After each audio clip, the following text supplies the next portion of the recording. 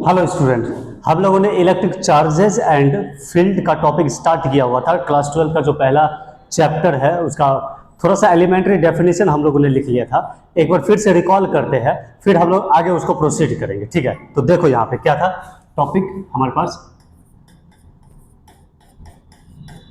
Electric charges and field.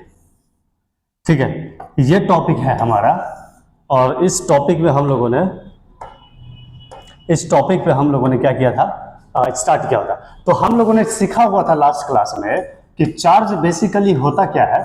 Charge जो basically होता है ये हमारे पास होता है the integral multiple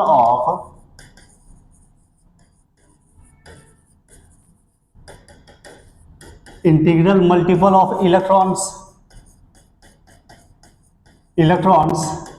is called charge. ये बात हम लोगों ने पढ़ लिया था और हम लोगों ने ये पढ़ा हुआ था कि इसका जो ऐसा यूनिट फॉर्मूला भी लिख लो यहाँ से, Q is equals to plus minus of N e. N आ गया इसका नंबर ऑफ इंटीजर और ई आ गया हमारे पास इलेक्ट्रॉन का चार्ज जो होता है 1.6 into 10 to the power minus 19 coulomb. तो यहाँ से ये बात भी लिख लो इसमें कि SI यूनिट ऑफ चार्ज, ठीक है, ऐसा यूनिट ऑफ चार्ज जो है वो होता है इज कूलम। ये सब बात हम लोगों ने सीख रखा था। ठीक है, आप पिछला वीडियो देख सकते हो इसमें कूलम। ठीक है, सी से इंडिकेट करते हैं। सीजीएस यूनिट पे भी हम लोगों ने डिफाइन किया था। सीजीएस यूनिट जो चार्ज का था, सीजीएस यूनिट ऑफ चार्ज इसकी जो नाम था वो था हमारे पास ESU, इलेक्ट्रोस्टैटिक यूनिट। क्या था? ESU, electrostatic unit. या फिर इसको और भी नाम से हम लोग जानते हैं जैसे कि स्टेट कूलम या स्टेशनरी कूलम, स्टेट सी भी कहते हैं हम लोग। ठीक है, ये सब बात हम लोगों ने अपने लास्ट वीडियो में डिस्कस कर लिया था, इसके बारे में हम लोगों ने पढ़ लिया था। अब हम लोग इससे आगे चलेंगे। अब हम लोग क्या करेंगे, इससे आगे लेकर के चलते। तो चलो इसमें आगे चलते थोड़ा सा और चार्ज के कुछ क्वेश्चंस को देख लेते हैं कि इस पे सॉल्व कैसे होता है क्वेश्चंस पे। ठीक है, तो चलो हम लोग आगे इसमें बढ़ते हैं और इसमें देखते हैं अब हम लोग जैसे कि क्वेश्चन है हमारे पास कि a conductor contains of 10 to the power 20 electrons find its value of charge। Charge की वैल्यू इसमें कैसे पता लगाएंगे हम लोग? तो सिंपल सा क्वेश्चन है, ये बहुत आसान है, क्लास 10th में भी किए होंगे कि हमारे पास फॉर्मूला चार्ज पूछा है, मतलब क्यू निकालने के लिए कह रहा है हमारे पास। तो क्यू इज इक्वल टू क्या होगा, एन की वैल्यू दिया हुआ है, ये है हमारा एन, ये है हमारा एन, ये एन की वैल्यू है। तो यहाँ पे हम लोग लिख सकते हैं इसको कि Q is equals to N की वैल्यू 10 टू द पावर 20 और इलेक्ट्रॉन का जो चार्ज है वो था 1.6 into 10 to the power minus 19 coulomb. तो इन सबको सॉल्व करेंगे तो 1.6 into 10 to the power 1 coulomb. तो पॉइंट हटा दो तो यहाँ से आ गया 0 से 0 कैंसिल हो गया, ये तो आ गया 16 कूलम्ब इसका वैल्यू हो जाएगा, ये चार्ज की वैल्यू हो जाएगी। ठीक है, ये तो बहुत आसान क्वेश्चन है, इस पर नंबर ऑफ चार्ज निकालना आसान हो जाता है। ठीक है, या फिर चार्ज दिया हुआ है तो नंबर ऑफ इलेक्ट्रॉन्स निकाल सकते हैं इसको हम लोग। ये बहुत ही सिंपल क्वेश्चन था, इसको हम लोग बस इंड्यूस होने के लिए या फिर कंसेप्ट को लिंक करने के लिए कि हम लोग कितना समझे हैं, इस बात को जानने के लिए हम लोगों ने इस क्वेश्चन को सॉल्व किया। आगे बढ़ते हैं इसमें हम लोग और चार्ज का बढ़िया क्वेश्चन देखते हैं इसमें कैसे कैसे होता है। तो आगे बढ़ने से पहले एक चीज और याद रखना जो हम लोगों ने पढ़े हुए हैं फॉर अ बॉडी या एलिमेंट्स। हम लोग ये वाला फॉर्मूला पढ़े हुए, n is equals to n upon Na is equals to mass upon molar mass. पढ़े है क्या ये क्वेश्चन? अगर किसी बॉडी का टोटल नंबर ऑफ इलेक्ट्रॉन्स निकल के आ जाएगा तो हमारे लिए आसानी है, ये n जो निकालना है इसका, ये जो इसका n की जो वैल्यू है, n जो है इसका वैल्यू, यही n तो निकालना होता है किसी बॉडी पे।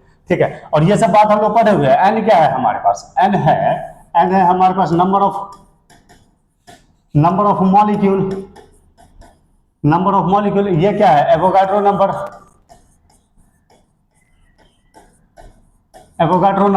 ये n क्या है हमारे पास?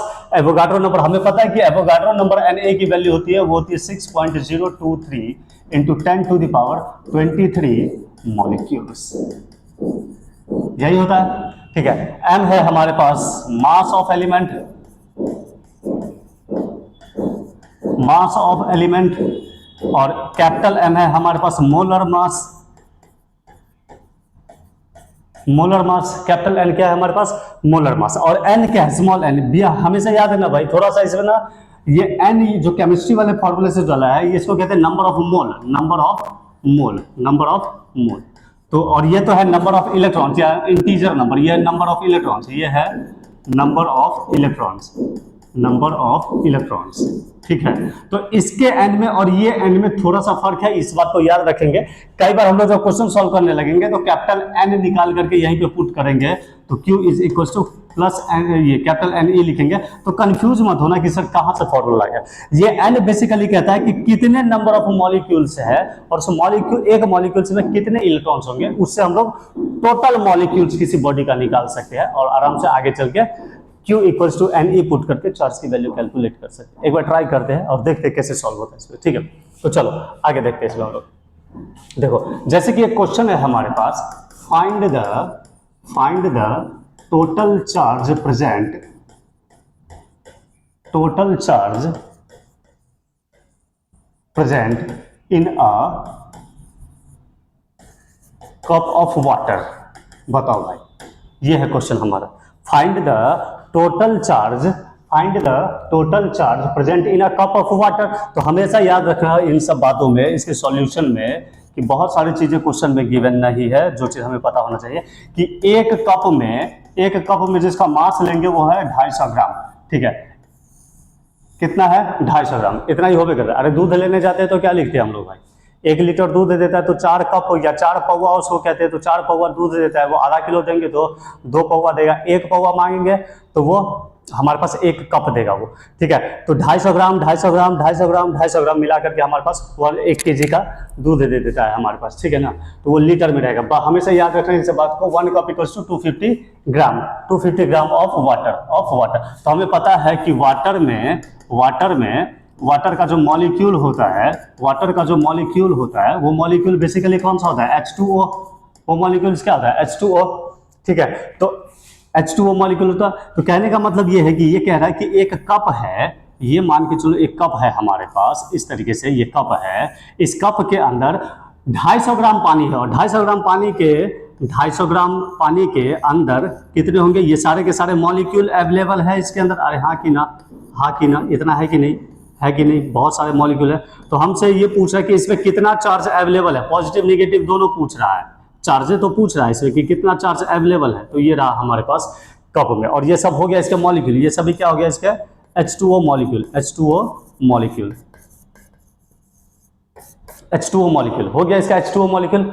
अब हम लोग क्या करेंगे? इसका H2O मॉलिक्यूल दिया हुआ है, अब हम लोग क्या करेंगे? तो सबसे पहले हमें निकालना क्या है? चार्ज। तो चार्ज का तो एक फॉर्मूला है हमारे पास, हम लोग जानते हैं यहाँ पर साइड में लिख लेना, इसको खाली समझने के लिए है कि चार्ज निकालने के लिए Ne निकाल लेंगे तो हमारे पास आंसर आ जाएगा। तो बेसिकली प्रॉब्लम यही पे है कि n कहाँ है, ये n है कहाँ, ये n की वैल्यू है कहाँ?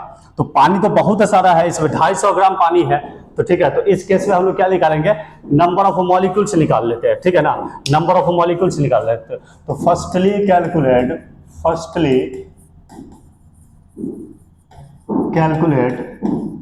Number of molecules in a cup of water. इस वाटर में निकाल लेते हैं। तो कैसे निकालोगे भाई, कैसे निकालोगे? तो कहेंगे सर निकालने का तरीका जो फॉर्मूला आपने बताया हुआ है, N/Na is equals to M/M। ठीक है, तो इसमें कौन सा फॉर्मूला लोगे तुम? दिमाग लगाओ। हमें चाहिए क्या? हमें ये वाला चाहिए, हमें ये चाहिए। तो ये पूरा फॉर्मूला यूज कर लेंगे। ये पूरा फॉर्मूला, नंबर ऑफ मोल दिया नहीं है इसलिए N को नहीं लिखेंगे। ठीक है, ये है नंबर ऑफ मोल, इसका अभी कोई काम नहीं है हमारे पास। गैस में रहेगा तो नंबर ऑफ मोल के फॉर्म में क्वेश्चन दे देगा। ठीक है, वो हम आगे बात कर लेंगे। ठीक है, तो चलो भाई, तो यहां से गिवन देखेंगे क्या क्या है। यहां से गिवन देखेंगे तो स्मॉल m की वैल्यू कितनी है? 250 ग्राम। और कैपिटल M क्या है? Molar mass. तो बताओ इसका मोलर मास कितना होगा? H2O का मोलर मास कितना हो जाएगा? तो 2 हाइड्रोजन है तो 2 + 8 is equals to 16 is equals to, sorry कितना हुआ? 10 इज इक्वल्स टू 16। नहीं रे, ऑक्सीजन में कितना हो जाता है 16 ना, तो इसको लिखो यहाँ पे 16, गलत लिख दिया मैंने, ठीक है। यहाँ पे कितना हो जाएगा, यहाँ पे कितना हो जाएगा 2 + 16 is equals to, molar mass आ गया, H2O का मोलर मास कितना आ गया 18, H2O का मोलर मास कितना आ गया 18, ये हो गया मोलर मास, स्मॉल m निकल गया, कैपिटल M निकल गया, और एवोगाड्रो नंबर पता है, तो यहाँ से हम पुट कर सकते हैं इसमें कि N/Na is equals to M/ capital M में यहाँ पर हम लोग क्या पुट कर सकते हैं, N is equals to M/M into Avogadro number Na, put कर दो वैल्यू भाई इसको फटाफट। तो M की वैल्यू पुट करेंगे तो M कितना है भाई, M है हमारे पास 250 ग्राम, मोलर मास आ जाएगा, ग्राम में है, मोलर मास आ जाएगा 18 ग्राम, मल्टीप्लीकेशन ऑफ 6.023 इंटू 10⁻23 मॉलिक्यूल्स, ठीक है। तो ग्राम से ग्राम कैंसिल हो गया, तो टोटल नंबर ऑफ मॉलिक्यूल्स निकल के आ जाएगा यहाँ से। जब हम लोग इसको सॉल्व करेंगे, तो ये कितना से कट जाएगा, तो सॉल्व करो इसको, तो ये आ जाएगा हमारे पास 125, और ये आ जाएगा हमारे पास 9, ये आ जाएगा हमारे पास 9। तो इस दोनों को जरा सॉल्व करो, तो 9 को 125 से सॉल्व कर लेंगे, फटाफट पॉइंट में आंसर लेकर के आ जाता है, इसलिए हम लोग 1935, ठीक है,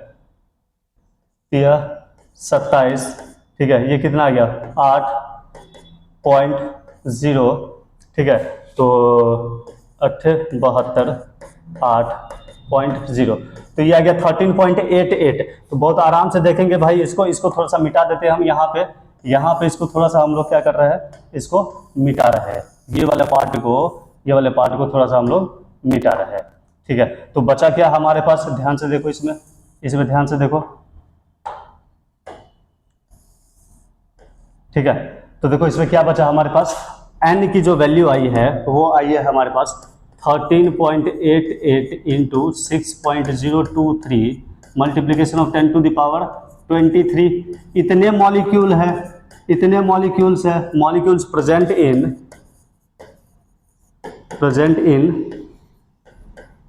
1 कप ऑफ वाटर, एक कप ऑफ वाटर में इतना मॉलिक्यूल प्रेजेंट है।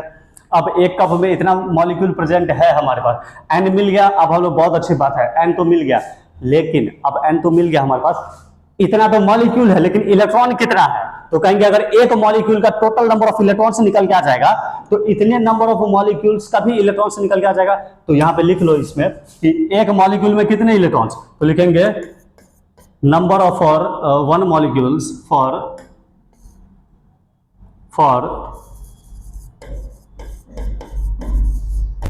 वन मॉलिक्यूल, ठीक है, for one molecule number of electron is कितना हो जाएगा बताओ भाई, H2O के लिए 2 + 8 इज इक्वल्स टू 10, ऑक्सीजन का नंबर ऑफ इलेक्ट्रॉन्स 8, और इसका कितना हो जाएगा, हाइड्रोजन का 1 और 1 2, तो 2 + 8 10, 10 इलेक्ट्रॉन्स, एक मॉलिक्यूल में 10 इलेक्ट्रॉन, तो 10,000 मॉलिक्यूल्स में मल्टीप्लाई कर देंगे 10,000 को। लेकिन यहाँ पे कितना मॉलिक्यूल है, देखो जरा, इतने सारे मॉलिक्यूल है, 13.88 इंटू 10 इंटू 6.023 इंटू 10⁻23, इतने मॉलिक्यूल्स है। तो इन सब को 10 से मल्टीप्लाई कर देंगे, तो टोटल नंबर ऑफ इलेक्ट्रॉन्स कितना हो जाएगा, total number of electrons n नाम रख लो इसको, तो ये सीधा हो जाएगा 10 मल्टीप्लाइड ऑफ 13.88 इंटू 6.023 इंटू 10⁻23, ठीक है, 10⁻23, ठीक है। केयरफुली और पेशेंसली इन चीज़ों को सीखो, कैसे किया गया है, ये कैसे किया गया है, ठीक है ना भाई। देखो ध्यान से, क्लियर है क्या, देखो एक बार,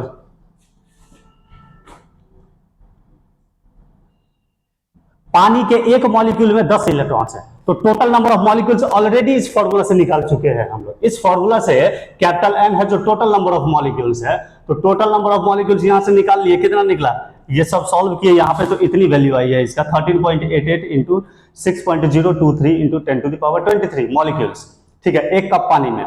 तो हमसे ये पूछ रहा है कि एक मॉलिक्यूल में कितना इलेक्ट्रॉन, 10 मॉलिक्यूल्स में, तो टोटल नंबर ऑफ इलेक्ट्रॉन से निकल के आ गया n। अब हम लोगों को चार्ज निकालना है,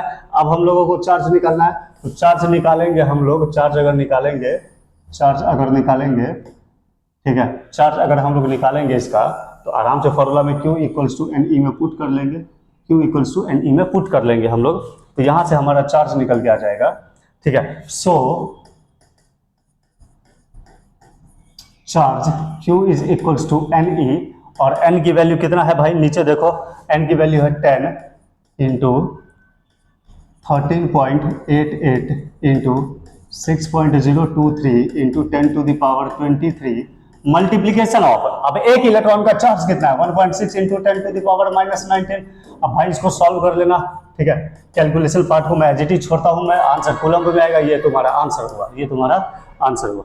ये है किसी भी बॉडी पे अगर चार्ज अवेलेबल है या पूछे उसका चार्ज कितना है तो इस तरीके से निकाल दे। जैसे पूछ देगा कि एक कॉपर कॉइन है 5 ग्राम का, एक कॉपर का कॉइन है 5 ग्राम का, उस पर कितना टोटल चार्ज है, टोटल पॉजिटिव चार्ज पूछ देगा या टोटल नेगेटिव चार्ज पूछ देगा, तो घबराना नहीं है बिल्कुल भी। मास दे दिया गया है, कॉपर का हमें मोलर मास पता होना चाहिए, फॉर्मूला में यूज कर लेना इसको, इस वाले फॉर्मूला में, ये वाला फॉर्मूला में इसको यूज कर लेना, इसमें यूज कर लेना। यहाँ से कैपिटल एन निकालोगे, यहाँ से कैपिटल एन निकालोगे, एक कॉपर में जितना इलेक्ट्रॉन्स होगा उस इलेक्ट्रॉन्स को इस एन के साथ मल्टीप्लाई कर दोगे यहाँ नीचे में। ठीक है, फिर वापस Q equals to N E में इस n की वैल्यू यहाँ पुट कर देना, E की वैल्यू ऑलरेडी पता है हमें, यहाँ पे आंसर आ जाएगा हमारा। ठीक है, ये है चार्ज का कुछ क्वेश्चन जो इस तरीके से सॉल्व किया जाता है। आगे बढ़ते हैं अब हम लोग। ठीक है, देख लो एक बार फिर से।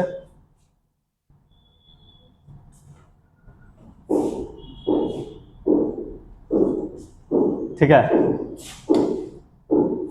चलो आगे बढ़े इसमें। तो चलो अब हम लोग इसमें चलते हैं, चार्ज के बारे में पढ़ लिया हम लोग अब पढ़ते हैं प्रॉपर्टीज ऑफ चार्जेस में। तो चलो इसमें हेडिंग डालो, properties of charges. Properties of charges, properties of charges. Charges की प्रॉपर्टीज कैसी होती है? ठीक है, चार्जेस की प्रॉपर्टीज कैसी होती है? तो सबसे पहला प्रॉपर्टीज है, ठीक है, सबसे पहला प्रॉपर्टीज है charge is additive.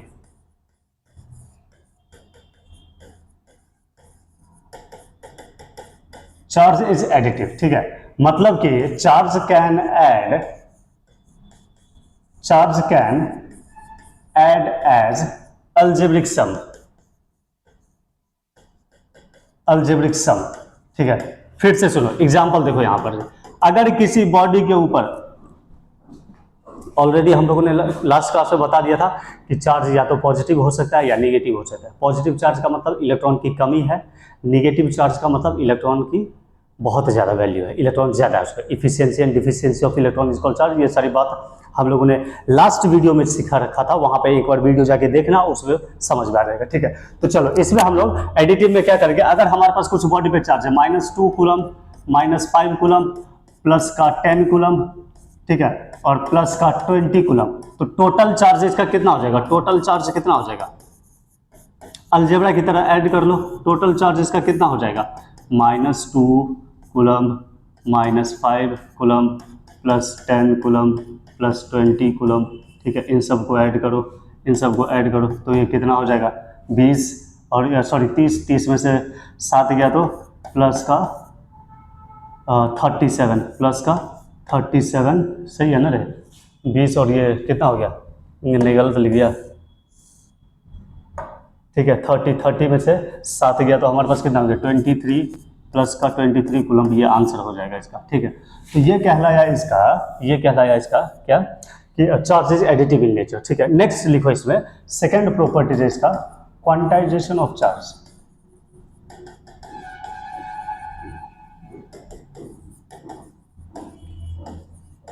Quantization of charge, ठीक है, क्वांटाइजेशन वर्ड का बेसिक मीनिंग होता है फिक्स्ड। क्या होता है? फिक्स्ड। ये कहता है कि पूरे यूनिवर्स में चार्ज जितना है उतना कांस्टेंट है, वो बदलेगा नहीं। ठीक है, आप एक बॉडी से दूसरे बॉडी में जा सकते हो, लेकिन टोटल चार्ज जो यूनिवर्स का है वो कांस्टेंट है, फिक्स है। वो एक अलजेब्रिक सम या फिर क्या कहेंगे, इंटीजर नंबर के मल्टीपल के फॉर्म में आएगा। किसके फॉर्म में आएगा? इंटीजर नंबर के मल्टीपल के फॉर्म में आ जाए, तो Q equals to plus minus of N E, इसको कहेंगे quantization of charge. Total charges remain fixed, total charge of universe is remain fixed, universe is remain fixed। ठीक है,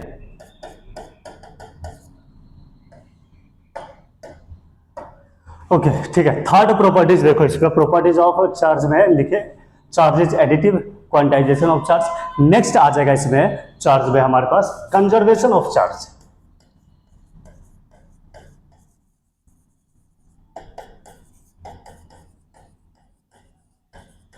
कंजर्वेशन ऑफ चार्ज तो क्या लिखेंगे, charge can not be created,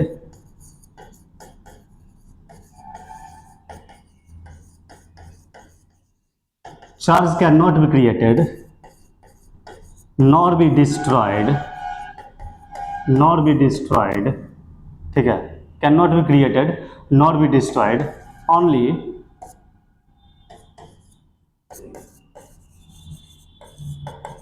transfer from one body to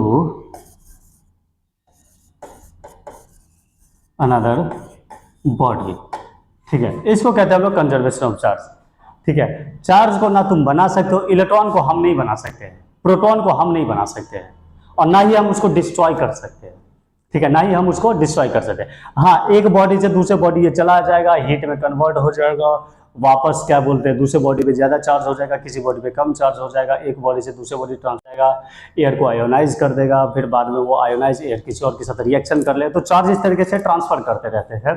तो उसको हम लोग कहते हैं conservation of charge. Charge can not be created and can not B destroyed, only transformation of charge is possible, ठीक है। तो यही चीज पॉसिबल होगा। तो ये है चार्ज के तीन प्रॉपर्टीज, ठीक है। कई बार एक प्रॉपर्टी जो और मिल जाता है उसको भी हम लोग डिस्कस कर लेते हैं यहाँ पे, उसको भी हम लोग यहाँ पे डिस्कस कर लेते हैं।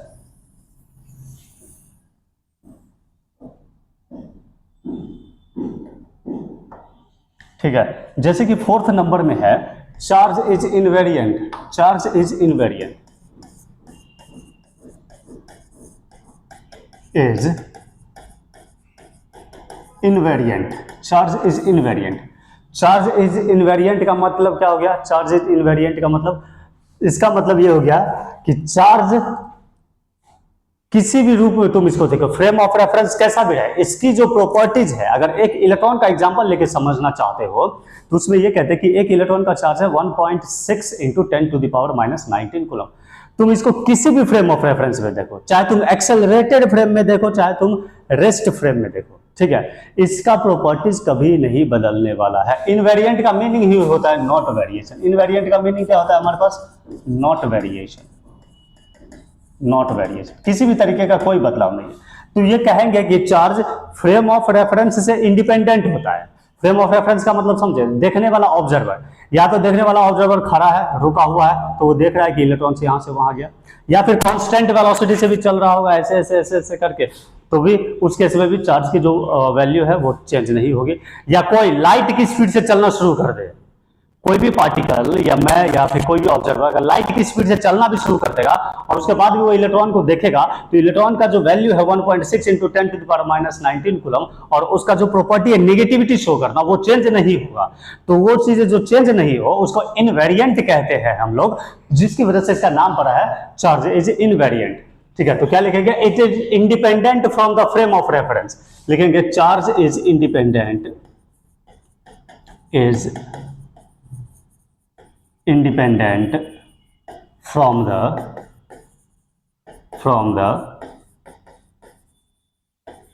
frame of reference, frame of reference, ठीक है।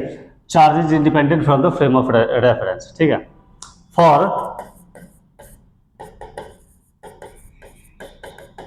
इनर्शियल फ्रेम ऑफ रेफरेंस, ठीक है, शॉर्ट फॉर्म में लिखा है, for inertial frame of reference as well as non inertial frame of reference the property remain same, the property of charge, ऐसे लिखना, the properties of charge remain same, ठीक है। इसको कहते हैं लोग चार्ज इज इनवेरिएंट। चार्ज कैसा रहेगा, इनवेरिएंट रहेगा, चेंज नहीं करेगा, जैसा है वैसा ही रहेगा, इसमें चेंज नहीं आएगा। तो यह है चार्जेस की प्रॉपर्टीज, जो इलेक्ट्रॉन या प्रोटॉन में जो चार्जेस है हमारे पास, ठीक है। उसकी प्रॉपर्टीज क्या है, पहला तो तुम इसको आराम से ऐड कर सकते हो अलजेब्रा की तरह, जैसे क्लास 7 में 8 में करते आ रहे हो, उसके बाद 9 10 सब में करते आ रहे हो, वैसे प्लस माइनस सब जो है आराम से ऐड करते रहो। तो पहला हुआ एडिटिव इन नेचर, दूसरा हुआ क्वांटाइजेशन, तीसरा हुआ यहाँ पे कंजर्वेशन ऑफ चार्ज, और चौथा हो गया चार्जेस इनवेरिएंट। ये चार इसके प्रॉपर्टीज है। कई बार लोग और भी ऐड कर लेते हैं, जैसे चार्ज के पास दो प्रॉपर्टीज होती है, पॉजिटिव चार्ज होता है, निगेटिव चार्ज होता है, ठीक है, तो उसको भी हम लोग ऐड कर लेते हैं। लेकिन जो मेनली प्रॉपर्टीज है, उस मेन प्रॉपर्टीज में ये चार प्रॉपर्टीज इसके कहलाएंगे, ठीक है। चार्जेस एडिटिव इन नेचर, ठीक है, चार्जेस क्वांटाइज्ड, ठीक है, चार्जेस कंजर्व्ड और चार्जेस इनवेरिएंट। ठीक, आगे बढ़ते हैं अब हम लोग इसमें प्रॉपर्टीज ऑफ चार्जेस के बाद इसमें देखते हैं हम लोग मेथड्स ऑफ चार्जिंग, ठीक है, कि बॉडी को चार्ज कैसे किया जाता है, कितने तरीके होते हैं बॉडी को चार्ज करने के, तो देख लेते हैं उसको हम लोग। तो हेडिंग डालो अब properties of charges, sorry methods of charging. Next topic में लिखो methods of charging, methods of charging, methods of charging. तो जो इसका मेथड है पहले लिख लो, by conduction, by conduction, second by rubbing, rubbing, कई बार इसको फ्रिक्शन भी लिखते हैं हम लोग, बाय रबिंग। थर्ड इसका हो जाएगा बाय कंडक्शन, रबिंग, और ये by induction, by induction, by induction. धीरे धीरे तीनों को सीखेंगे हम लोग, ठीक है। मेथड्स ऑफ चार्जिंग में कितने हैं, तीन तरीके से बॉडी को चार्ज किया जा सकता है, बाय कंडक्शन, बाय रबिंग और बाय इंडक्शन, ठीक है। तीन तरीके से इसको हम लोग कर सकते हैं। सबसे पहला देखते हैं हम लोग इसमें bye conduction, by conduction, conduction, ठीक है, कंडक्शन। तो भाई इसको आराम से समझने की कोशिश कर दो, इसमें थ्योरी लिखने की जरूरत नहीं है, समझ जाओगे तो बहुत काम का चीज है, और खुद से इसकी थ्योरी आप लोग खुद से बना सकते हैं, ठीक है। तो चलिए देखते हैं इसमें। या देखो, अगर कोई बॉडी है हमारे पास इस तरीके से, कोई भी इरेगुलर हो या रेगुलर हो, ये बॉडी है, इस बॉडी में मान के चलो कि इस पर प्लस का चार्ज है। कैसा चार्ज है, प्लस का चार्ज, ठीक है। और ये बॉडी इंसुलेटेड है, कैसा बॉडी है भाई, इंसुलेटेड है, इंसुलेटेड है, कैसा है, इंसुलेटेड है, ठीक है, इंसुलेटेड। अब एग्जाम्पल लिया है इंसुलेटेड का, ठीक है ना, क्योंकि इंसुलेटेड बॉडी में क्या होता है, चार्ज को जाने का रास्ता मिलता नहीं, कंडक्टर रहेगा तो फटाक से कंडक्टर के थ्रू धरती में चला जाएगा। जैसे हमारे बॉडी पे अगर चार्ज रहेगा ना, तो विद इन 1 सेकंड में बॉडी हमारे चार्ज जो हमारे बॉडी से होते हुए जमीन में चला जाएगा। लेकिन वही अगर पेंसिल पे या प्लास्टिक पे या लकड़ी पे या कागज पे या किसी भी तरीके के पोर्सलिन पे, टाइल्स पे अगर चार्ज रहेगा तो वो रुका रहेगा, वहां पे हिलेगा ही नहीं। तभी तो चैप्टर का नाम है इलेक्ट्रोस्टैटिक्स। तो हम लोग किसकी प्रॉपर्टीज की बात करेंगे, ऐसा चार्ज जो रुका हुआ है। तो इसीलिए एग्जांपल किसका लिया है, इंसुलेटर का एग्जांपल लिया। तो कोई इंसुलेटर है, मान लो कैसे भी इस पे चार्ज आया होगा, ठीक है ना, आने का यही 3 मेथड है, तो ये 3 मेथड से किसी एक मेथड से आया होगा। फिलहाल के लिए एग्जांपल ले रहे हैं हम लोग। इसको हमने क्या किया, इसको हमने क्या किया कि एक बॉडी और है हमारे पास, ये एक बॉडी है ये जो अनचार्ज है, जिसपे नेट चार्ज 0 है। अभी क्या है, इसमें नेट चार्ज 0 है, और इसको एक कंडक्टिंग वायर से कनेक्ट करने वाला है। ये बॉडी है ए और ये बॉडी है बी, ठीक है। और ये उसको मान लो स्विच है के एक स्विच है, के क्या है, एक स्विच है। तो इस बॉडी पे अभी कोई चार्ज नहीं है, कोई चार्ज नहीं का मतलब नेट चार्ज इसका 0 है। अपना तो प्रोटॉन इलेक्ट्रॉन है ही इसका, लेकिन टोटल नंबर ऑफ प्रोटॉन और नंबर ऑफ इलेक्ट्रॉन से इक्वल होने की वजह से पहला प्रॉपर्टी लगा है, charge is additive in nature. तो दोनों को जब सम करके देखा गया तो नेट चार्ज इसका 0 माना गया है, इसीलिए इस पे नेट चार्ज 0 है। और इससे एक्स्ट्रा हमारे पास क्या है, इलेक्ट्रॉन की कमी है, तो पॉजिटिव चार्ज है इसके ऊपर। अब जब क्या किए कि इस केस में आगे आने के बाद हम लोगों ने क्या किया इस पे कि सेकंड केस में कनेक्ट कर दिया मैंने, ये रहा ए, ये रहा बी, ठीक है। और जब इसको यहां से ऐसे था तो इसको स्विच को क्लोज कर दिया गया है। तो प्लस वाला चार्ज यहां पे था, प्लस वाला चार्ज यहां पे था। अब ये प्लस वाला चार्ज, चूंकि ये कंडक्टर है, याद रखना भाई, वायर लगा दिया गया है इसमें। क्या लगा दिया गया, कंडक्टिंग वायर,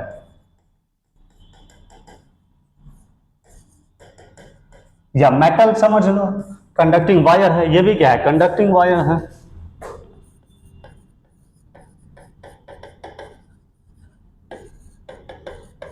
कंडक्टिंग वायर है ऐसे करके।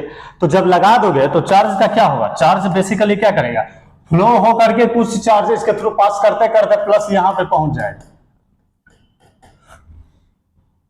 बोलो, तो किसी एक बॉडी पे चार्ज है, कंडक्टर को दोनों कंडक्टर लेके दोनों बॉडी को अगर जोड़ देते हैं, जोड़ देने पे एक बॉडी का चार्ज फ्लो करके अनचार्ज्ड बॉडी के ऊपर चला जाएगा और अनचार्ज्ड बॉडी के ऊपर यहाँ पे चार्ज आ जाएगा। ठीक है, तो इसका नेट चार्ज जीरो, तो इसको कई बार इसको नाम से पुकारते हैं अनचार्ज्ड। क्या नाम देते हैं इसको हम लोग?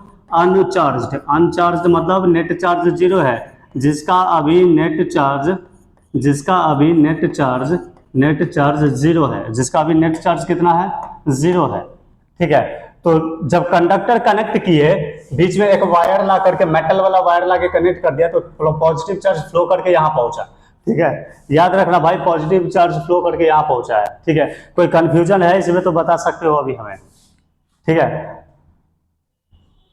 याद रखना, हम लोग भले बोलते हैं कि पॉजिटिव चार्ज फ्लो किया है, लेकिन जरा तुम डेफिनेशन को ध्यान में देखो कि पॉजिटिव चार्ज का बेसिक मीनिंग होता है कमी ऑफ इलेक्ट्रॉन्स, इलेक्ट्रॉन की कमी जिसके ऊपर है। तो हुआ क्या होगा, कई बार क्वेश्चन पूछते भी है बच्चे, ये सब कंफ्यूजन दूर करने के लिए। तो इसको हम लोग यहाँ पे बता देते हैं। यहाँ पे इसको देखोगे तो हम ये कहना चाहते हैं कि बेसिकली इधर से इलेक्ट्रॉन से निकल के गया है, इधर से इलेक्ट्रॉन्स यहाँ से निकल करके इसको न्यूट्रलाइज किया गया है, कुछ को न्यूट्रलाइज। तो जब यहां से इलेक्ट्रॉन निकला होगा तो यहां का भी तो जगह खाली होगा, तो इलेक्ट्रॉन्स यहां से निकला तो यहाँ पे प्लस का बन गया। ये इलेक्ट्रॉन्स मान के चलो यहां पहुंचा है, तभी तो यहाँ पे प्लस बना है। अरे हाँ कि ना?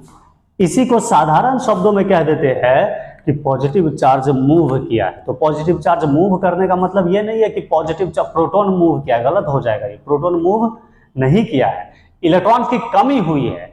बी वाले बॉल पे जो नेट चार्ज जीरो था, कंडक्टर में तो फ्री इलेक्ट्रॉन्स रहते, फटाफट आता जाता रहता है। तो जैसे इसको जाने का मौका मिला तो बॉल बी से इलेक्ट्रॉन्स कूद करके निकल करके एक ही तरफ जाना शुरू किया। अब जैसे इलेक्ट्रॉन्स बी से जब निकला तो पीछे तो इलेक्ट्रॉन की कमी कहलाया, तो इलेक्ट्रॉन की कमी को हम लोगों ने क्या नाम दिया? प्लस। अब समझ में आया प्लस का मतलब क्या हुआ? तो साधारण शब्दों में कह देते हैं कि प्लस चार्ज मूव किया है, लेकिन क्लियरिटी के साथ अगर कहेंगे तो बेसिकली होता क्या है कि इलेक्ट्रॉन्स अपना जगह छोड़ करके आगे की तरफ गया है और बी पे इलेक्ट्रॉन्स की कमी हुई है, तो वहां पे पॉजिटिव चार्ज कहलाएगा। तो बॉल बी पॉजिटिव चार्ज हो गया। ठीक है, बात समझ में आया क्या? ठीक है, बात समझ में आया क्या? तो इसको कहेंगे चार्जिंग बाय कंडक्शन। क्या कहेंगे? Charging by conduction. ठीक है, आगे बढ़े हम लोग। दूसरा क्या है? Charging by rubbing. Charging by rubbing. तो सेकेंड देख लेते हैं हम लोग, चार्जिंग बाय रबिंग। ठीक है, सेकंड नंबर हो जाएगा हमारे पास चार्जिंग बाय रबिंग।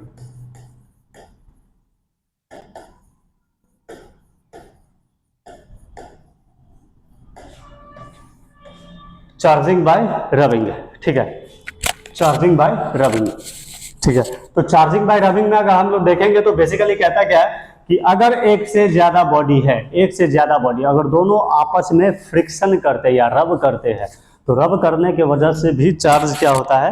फ्लो करने लग जाता है। कैसे करता है? तो देखो यहाँ से मान के चलो ये हमारा हाथ है, ये भी हाथ है, तो ठंडा के दिन में क्या करते हैं? ऐसे ऐसे ऐसे रब करते हैं, तो अंदर हमको गर्मी महसूस होता है। ठीक है, इसी बात को अगर और छोटे में जाके देखो, एटॉमिक लेवल पे जाके देखो, तो होता क्या है कि इस हाथ के सरफेस का जो एटम है और एटम के आउटर मोस्ट ऑर्बिट में जितने इलेक्ट्रॉन्स है और इसके आउटर मोस्ट ऑर्बिट में जितने इलेक्ट्रॉन्स है, सारा इलेक्ट्रॉन्स आपस में कोलाइड करता है। तो हो सकता है किसी में ज्यादा ताकत हो तो इलेक्ट्रॉन रबिंग की वजह से खींच के दूसरे हाथ के एटम में आ जाता है। इसी को कहते हैं चार्जिंग बाय रबिंग। ठीक है, फिर से सुनो जरा ध्यान से, चार्जिंग बाय रबिंग का बेसिक मीनिंग है क्या? मान के चलो हमारे हाथ को समझो, इसके न्यूक्लियस को समझो, यहाँ पे एक न्यूक्लियस है और इन सबको समझो इलेक्ट्रॉन्स है। इन सबको क्या समझोगे? इलेक्ट्रॉन्स है। तो सिमिलरली ये भी एटम है और इसका भी अपना अपना इलेक्ट्रॉन्स है। अब एक एटम दूसरे एटम के नजदीक आएगा और उसको तुम मैकेनिकल एनर्जी दे रहे हो ऐसे ऐसे करके, तो क्या होगा? इलेक्ट्रॉन्स को रिपेल करेगा, हटाएगा तो क्या होगा? किसी टाइम पे ऐसा आएगा कि किसी की ताकत ज्यादा हो जाएगी तो खींच करके निकाल सकता है इलेक्ट्रॉन्स को, भले वो निकाल देगा। ठीक है, या इधर आ जाएगा या हवा में चला जाएगा, तो इस पे एक इलेक्ट्रॉन्स की कमी आ जाएगी। इलेक्ट्रॉन्स की कमी आ गई तो ये प्लस अच्छा हो जाएगा, और अगर इलेक्ट्रॉन्स निकल के मान के चलो इस पे आ गया तो इस पे पॉजिटिव चार्ज, इस पे नेगेटिव चार्ज आ जाएगा। ठीक है, इस तरीके से हम लोग क्या कहेंगे कि रबिंग का मतलब होता है कि जब कभी भी एक बॉडी दूसरे बॉडी से रब करता है तो इलेक्ट्रॉन्स का ट्रांसफॉर्मेशन होता है एक बॉडी से दूसरे बॉडी में, और जब इलेक्ट्रॉन्स का ट्रांसफर होता है एक बॉडी से दूसरे बॉडी में तो दोनों पे चार्ज का प्रोडक्शन होता है। दोनों पे चार्ज का क्या होता है? प्रोडक्शन होता है। तो इसको कैसे कहोगे कि भाई रबिंग का जो केस है बहुत ही इंपॉर्टेंट केस है, कि ये कहता है कि चार्ज हमेशा पेयर में प्रोड्यूस होता है। किस में प्रोड्यूस होगा? पेयर में, मतलब कि कपल में प्रोड्यूस, ऐसा नहीं है कि इसमें निगेटिव आया है तो इस पर न्यूट्रल रहेगा, ऐसा नहीं है। अगर इस पे निगेटिव चार्ज आया है मतलब कि इस पे पॉजिटिव चार्ज होगा, मतलब इलेक्ट्रॉन यहां से निकल करके इसमें गया है, एक्स्ट्रा इलेक्ट्रॉन इसमें पहुंचा है तो ये निगेटिव चार्ज हुआ, और ये इलेक्ट्रॉन इधर से निकला है तो ये पॉजिटिव चार्ज कहलाया। ठीक है, तो लिख लो इस बात को। ठीक है, when two bodies of each other, ठीक है, या लिखोगे क्या, एग्जाम्पल में समझ लेते हैं इसको। ठीक है, पहला एग्जाम्पल देखो, एक समझो हमारे पास ग्लास रॉड है, ग्लास रॉड है और एक सिल्क क्लॉथ है, सिल्क क्लॉथ है। ठीक है, सिल्क क्लॉथ है।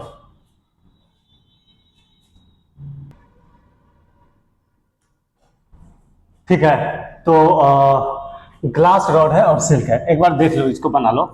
ये रहा एक ग्लास रॉड हमारे पास, प्लस ये रह गया एक सिल्क क्लॉथ, सिल्क क्लॉथ। ठीक है, तो ये है अभी अनचार्ज्ड, तो इसको लिख सकते हो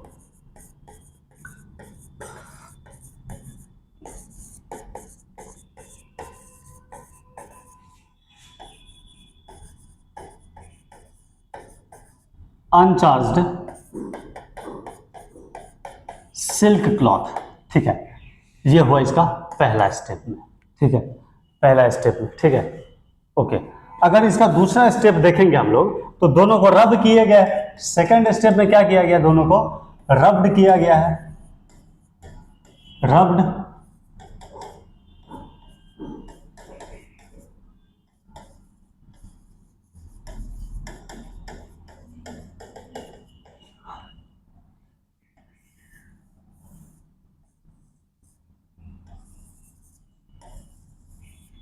ये देखो इस तरीके से रब्ड किया गया।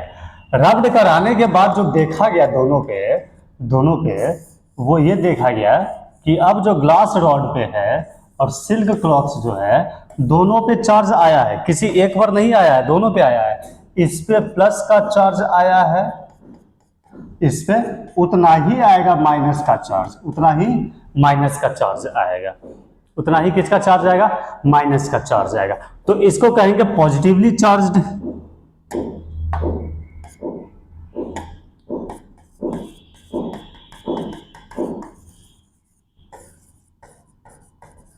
Positively charged glass rod.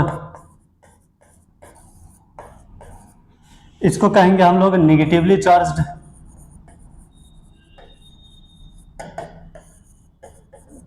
Negatively charged silk cloth, silk cloth.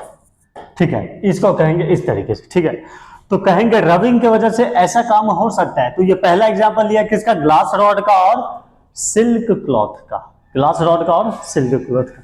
इसमें और भी एग्जांपल दिखाया गया है, जैसे कि एक और एग्जांपल देखो, इस बार प्लास्टिक रॉड लेते हैं, इस बार प्लास्टिक रॉड लेते हैं। ठीक है, तो यहां देखो बी नंबर में plastic rod plus silk cloth. तो ये रह गया हमारे पास एक प्लास्टिक रॉड, ये रह गया एक हमारे पास सिल्क क्लॉथ। ठीक है, दोनों अनचार्ज्ड है,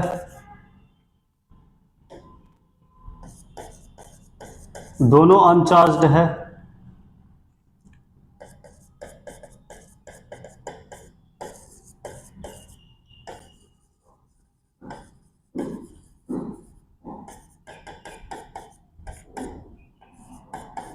ठीक है, पहला नंबर स्टेप। दूसरा नंबर में दोनों को रब किया गया है, दोनों को रब किया गया है, रब्ड ईच अदर, दोनों को रब किया गया है।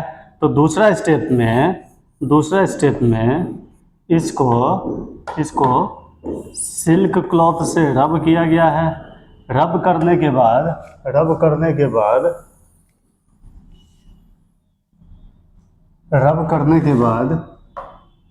ठीक है, रब करने के बाद दोनों को अलग अलग किया गया है। तो दोनों को अलग अलग करेंगे तो इस बार जो हमारे पास आने वाला है वो दोनों पे चार्ज रहेगा। ठीक है, दोनों पे चार्ज। प्लास्टिक रॉड पे निगेटिव का चार्ज आएगा, इस पे पॉजिटिव आएगा, इस पे पॉजिटिव आएगा, ठीक है, पॉजिटिव आए तो ये हुआ चार्ज की वजह। एक बात याद रखना भाई कि सर प्लास्टिक पर आप निगेटिव काहे लिए, आप सिल्क पे तो निगेटिव ले सकते थे, सिल्क पे निगेटिव ले सकते थे और प्लास्टिक पे पॉजिटिव दे सकते थे, पॉजिटिव चार्ज। तो याद रखना कि रिएक्टिविटी सीरीज में जो सबसे ज़्यादा रिएक्टिव होता है वो ग्लास पहले आता है, प्लास्टिक बाद में आता है। इसीलिए प्लास्टिक इलेक्ट्रॉन छीनने की कैपेबिलिटी ज़्यादा रखता है, बशर्ते वो देने की कैपेबिलिटीज कम रखता है। इसलिए इसने प्लास्टिक को जब रब किया तो प्लास्टिक सिल्क क्लॉथ के इलेक्ट्रॉन को खींच के अपने में ले लिया है, तो सिल्क क्लॉथ पे इलेक्ट्रॉन्स की कमी आएगी तो पॉजिटिव चार्ज, ठीक है। ग्लास में ठीक उल्टा है, ग्लास में क्या है कि ग्लास का रिएक्टिविटी सीरीज में थोड़े नंबर पे ऊपर आता है तो ये अपना इलेक्ट्रॉन लूज कर देता है और सिल्क उसके इलेक्ट्रॉन को ले लेता है। इसलिए प्लास्टिक पर निगेटिव चार्ज, सिल्क पे पॉजिटिव चार्ज, तो ये हो गया निगेटिव चार्ज प्लास्टिक रॉड, ये है पॉजिटिव चार्ज सिल्क क्लॉथ, ठीक है, ये आ गया सिल्क क्लॉथ। तो दोनों एग्जांपल से देख लिए, ग्लास रॉड का भी और प्लास्टिक रॉड का भी, दोनों का देख लिया हमने।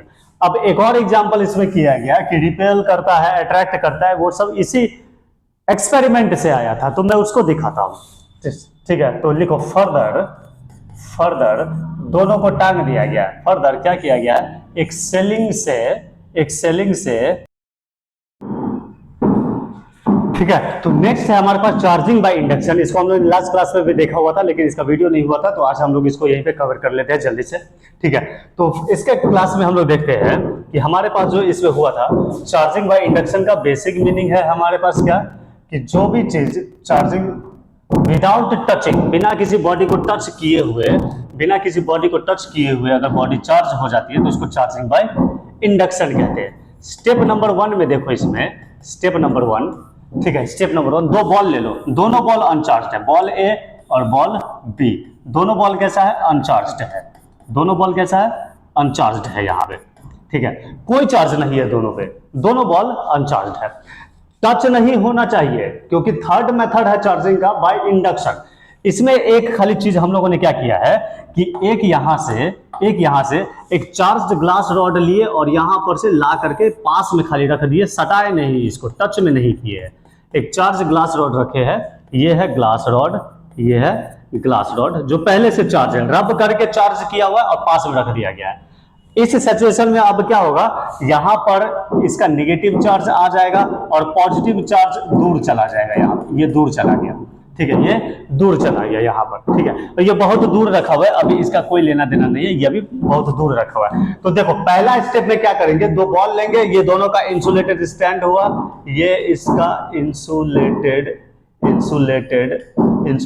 स्टैंड है ये, ठीक है। मतलब कि चार्ज बॉडी से जमीन में नहीं आ सका है क्योंकि ये भी इंसुलेटर है, तो इसको इंसुलेटर स्टैंड कह दिए हम, ठीक है। तो ग्लास रॉड जैसे टच में नहीं है, याद रखना, जैसे ही पास में आया तो बॉल पे जो भी सरफेस पे इसका अपना इलेक्ट्रॉन सब था, नेगेटिव चार्ज था, उसको साइड में लेकर के आएगी क्योंकि प्लस वाला चार्ज इसको अपनी तरफ खींच लेगा और तो पॉजिटिव वाला जो डेवलप होगा वो पीछे की तरफ आ जाएगा। चार्ज पेयर में प्रोड्यूस हो गया, यहाँ पे पेयर में प्रोड्यूस है, प्लस वाला दूर चला गया और माइनस वाला नजदीक आ गया, ठीक है। स्टेप नंबर 2 में क्या किया हम लोगों ने, कि इस बार बी वाले बॉल को नजदीक लेके आया है। तो क्या लिखा है मैंने स्टेप 2 में, यहां पे bring ball B near to ball A, ठीक है, ए के पास लेके आया। बाकी सेटअप को ऐसे ही रहने दिया, बाकी सेटअप को मैं कोई चेंज नहीं किया। बी को जब नजदीक लाया तो इसको पकड़ के रखा हुआ इलेक्ट्रॉन के ए वाले को, ग्लास रॉड यहां पे है, ये रहा इसका ग्लास रॉड, ये रह गया इसका ग्लास रॉड। तो इस केस में क्या हुआ कि इसका प्लस बी वाला जो पहले से न्यूट्रल है यहाँ पे, इसको भी क्या किया, नेगेटिव इलेक्ट्रॉन को खींच लिया और पॉजिटिव को दूर कर दिया, पॉजिटिव को क्या किया है, दूर कर दिया गया। ये स्टेप नंबर 2 में। स्टेप नंबर 3 में क्या किया गया है, स्टेप नंबर 3 में ग्राउंडिंग किया गया है। तो स्टेप नंबर 3 में लिखेंगे do grounding of ball B, किसी एक बॉडी को हमें चार्ज करना है बिना छुए हुए, उसी का स्टेप है 1 2 3 4 5। थर्ड स्टेप में क्या किया गया है, नजदीक रखा, हटाना नहीं है, तीनों को 1 2 3 तीनों को साथ में रखना है। बस यहां से तार निकालो, एक मेटल का कंडक्टिंग वायर निकालो, ये कंडक्टिंग वायर जो कनेक्ट हुआ है इसको कनेक्ट कर दिया ग्राउंडिंग के साथ। इसको ग्राउंडिंग कहते हैं या फिर अर्थिंग कहते हैं। कर दिया मैंने, और ग्लास रॉड जैसा था वैसा रह गया, ए वाला बॉल जैसा था वैसा रह गया, इंसुलेटेड स्टैंड लगा हुआ है लगा दिया, इंसुलेटेड स्टैंड लगा हुआ है लगा दिया। अब क्या होगा कि ग्राउंड से इलेक्ट्रॉन निकल करके, कंडक्टर है तो फ्री इलेक्ट्रॉन्स है, फटाफट निकलेगा, फटाफट जा करके प्लस वाला जो चार्ज है यहाँ पे इस सबको न्यूट्रलाइज कर ले। देख रहे हो यहाँ से एरो लगा हुआ है, न्यूट्रलाइज कर देगा। जैसे ही न्यूट्रलाइज किया तो प्लस वाला हट जाएगा अपने आप, क्योंकि इलेक्ट्रॉन ग्राउंड से निकला, कंडक्टर के थ्रू पास करते करते करते करते इसको क्या किया, पॉजिटिव वाले को न्यूट्रलाइज कर दिया। तो जनरल शब्दों में हम लोग ये कहते थे कि प्लस चार्ज ग्राउंड में चला गया। क्या कहेंगे, प्लस वाला चार्ज ग्राउंड में आ गया। लेकिन एक्चुअली में हुआ क्या है, ग्राउंड से इलेक्ट्रॉन निकल करके पॉजिटिव वाले चार्ज को न्यूट्रलाइज किया गया। ठीक है, तो थर्ड स्टेप में हम लोगों ने क्या किया, do grounding on ball B, और बाकी स्टेप को ऐसे रहने दिया। अब फिर से हम लोगों ने क्या किया कि स्टेप नंबर 4 में इसको हटा दो थोड़ी देर के लिए। स्टेप नंबर 4 में हम लोगों ने क्या किया कि दिखाने के लिए फिर से दिखा देते हैं इसको हम लोग। स्टेप नंबर 4 में क्या किए हैं, ग्राउंडिंग को हटा दो तो बाकी बॉल सब ऐसे ही रहेगा। ए यहां रह गया, बी पास में है यहां रह गया, दोनों में इंसुलेटेड स्टैंड लगा हुआ है, ये आ गया हमारे पास glass rod, plus plus plus plus plus, यहाँ पे माइनस वाला इलेक्ट्रॉन है, नेगेटिव चार्ज है, माइनस यहाँ पे है, प्लस यहाँ पे है, नेगेटिव यहाँ पे है। और ग्राउंडिंग हट जाने के बाद नेगेटिव वाला चार्ज को कोई छेड़छाड़ नहीं किया गया, कर ही नहीं सकता है, क्योंकि नेगेटिव को तो पकड़ के रखा हुआ है ए वाला का पॉजिटिव वाला चार्ज, और ग्राउंड से तो इलेक्ट्रॉन ही ना निकल के जाएगा, तो इलेक्ट्रॉन कैसे इसको न्यूट्रलाइज करेगा, ये भी तो रिपेल करने लगेगा। तो फोर्थ स्टेप में ऐसे ही रहा, रिमूव ग्राउंडिंग। फोर्थ स्टेप में लिखेंगे remove grounding,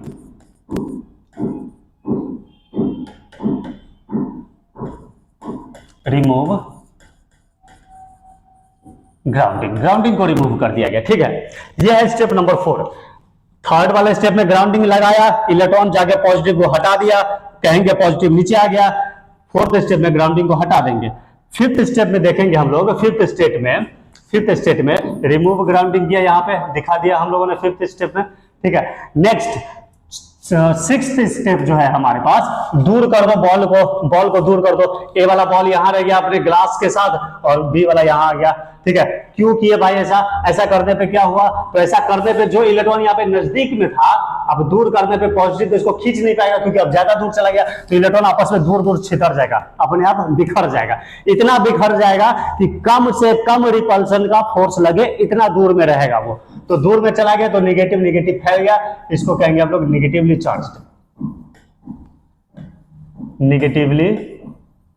charged ball B, अपने आप हो गया, कोई टच नहीं किया गया।